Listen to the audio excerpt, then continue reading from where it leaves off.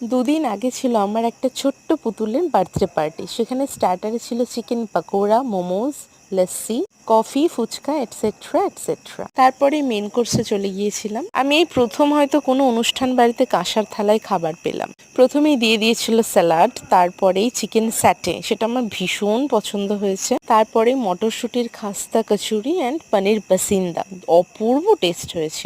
তারপরেই আমায় দিয়ে দিয়েছিল চাকার পিস। আমি সেটা আমার ফিয়ান্সের সাথে এক্সচেঞ্জ করে পেটির পিসটা নিয়ে নিয়েছিলাম, যেটা ভীষণই ভালো খেতে ছিল।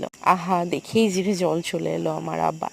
তারপরে আমি বাসন্তী পোলাওটা আর একবার নিয়েছিলাম এবং তার সাথে এসে গিয়েছিল চিকেন কষা। উফ, এই কম্বোটা কি যে ভালোবাসি আমি খেতে, কি করে বোঝাই। ফ্রাইড রাইস, চিকেন কষা যতটাই ভালোবাসি তার থেকেও বেশি ভালোবাসি বাসন্তী পোলাও, মাটন কষা আর চিকেন কষা।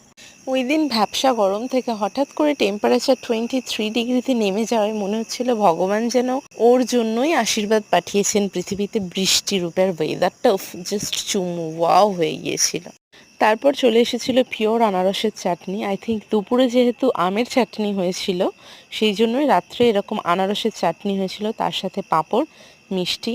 আর এটা কিন্তু শেষ পাত বলে আমার মন খারাপ হয়নি, কারণ আমি এগুলো খাওয়ার পর আবারও ফুচকা খেয়েছি। মিষ্টিটা যে কি নরম ছিল আর ফ্লেভার, কোনো কথা হবে না, অসাধারণ ছিল।